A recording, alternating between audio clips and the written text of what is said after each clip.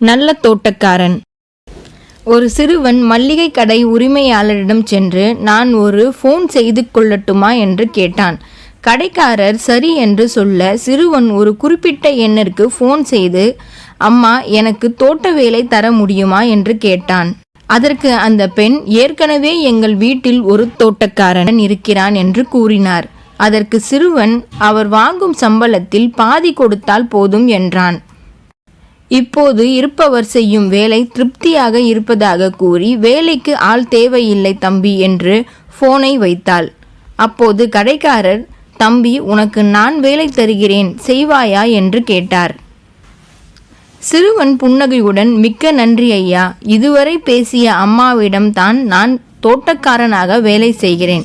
என் வேலை அவர்களுக்கு திருப்தியாக இருக்கிறதா என்று தெரிந்து கொள்ளவே போன் செய்தேன் என்றான்.